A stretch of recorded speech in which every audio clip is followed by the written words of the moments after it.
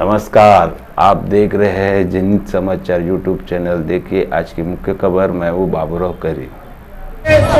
मामा हमारे बीच आ चुके हैं।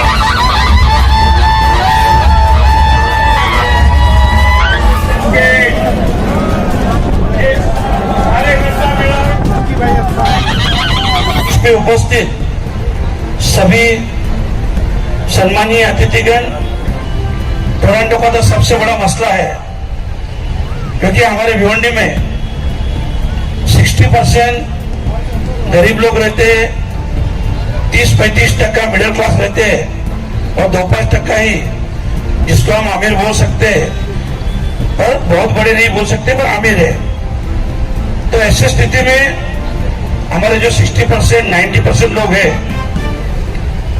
जो महीने के 10-12 हजार पगार लेते हैं और उस पगार में घर परिवार संभालना है, बच्चों को पढ़ाना है, हेल्थ के इश्यू है और ये सभी के लेके टोरंटो का बिल कम से कम 1000, 2000, 3000 आता है। तो ये स्थिति में बहुत ही स्थिति खराब है।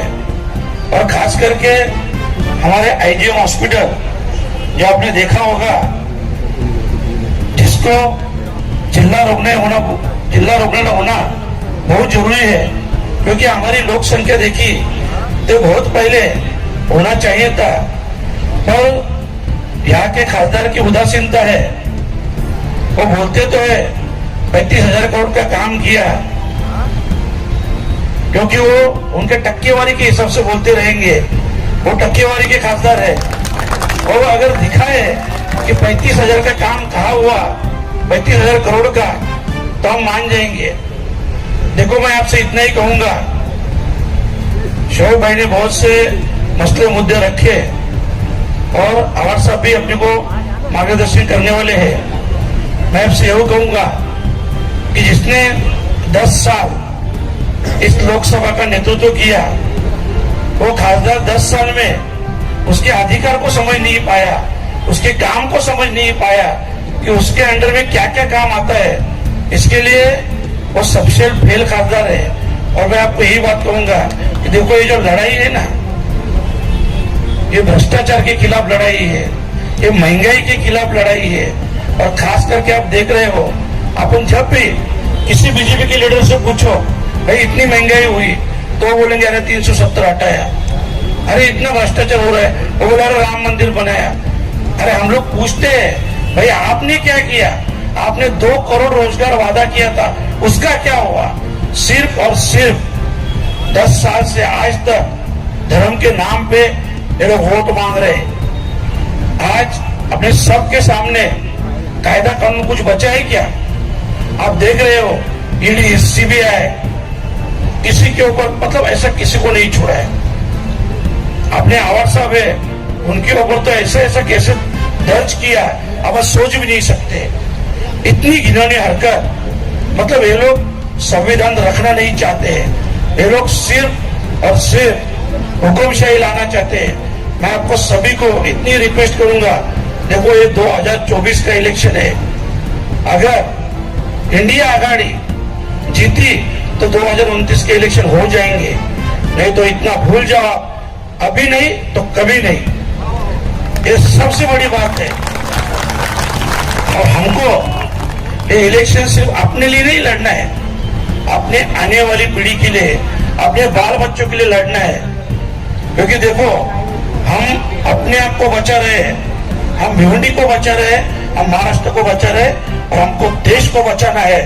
और देश को बचाना है तो इंडिया गठबंधन को ही लाना है, इतना ध्यान में रखो आप सब। और मैं यही रिक्वेस्ट करूंगा, देखो बहुत बड़ी तादाद से आप उपस्थित हो, ये उपस्थिति वोटिंग के दिन वोट दे के अपने को दिखाना है। क्योंकि अपन भिवंडी से जितना परसेंटेज बढ़ाएंगे उतना, देखो अभी आपको मालूम है सामने वाले कुछ नहीं करेंगे, सिर्फ और सिर्फ पैसे का नाटक कर रहे हैं। दूसरी बात, ऐसे हमारे बहुत से भाई लोग के ऊपर, मतलब बोलने को भी अच्छा नहीं लगता है, पर यहाँ के म्यूनिसिपल के ऑफिसर, यहाँ के पुलिस ऑफिसर बुला के सबको धमकी दे रही है, धमकी दे रहे हैं।